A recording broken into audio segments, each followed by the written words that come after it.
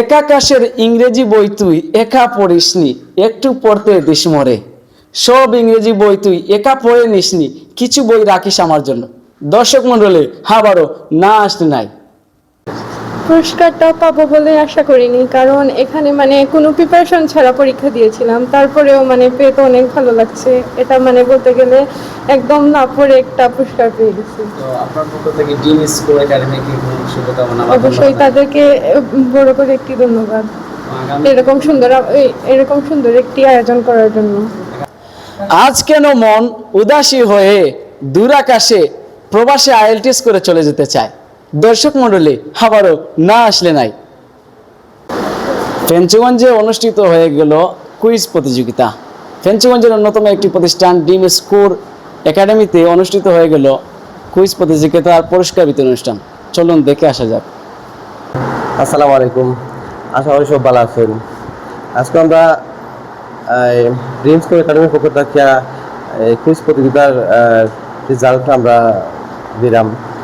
তো যারা ফার্স্ট করছেন তারা কংগ্রেচুলেশনস, আর যারা রেজাল্ট খারাপ করছেন ভবিষ্যতে আমরা তো আয়োজন করবো, তারা যারা ভালো রেজাল্ট করতে পারেন।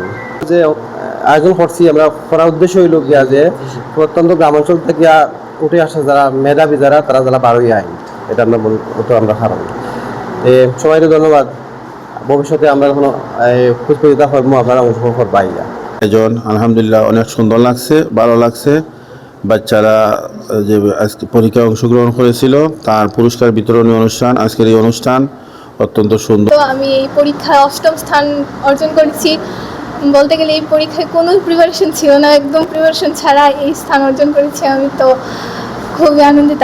সব কিছুর জন্য আলহামদুলিল্লাহ, কারণ ড্রিম স্কুল একাডেমি অত সুন্দর একটা এক্সাম দেওয়ার জন্য আমরা পার্টিসিপেট করছি, ফার্স্ট হয়েছি। আর খুব ধন্যবাদ জানাই ড্রিম স্কুল একাডেমিকে।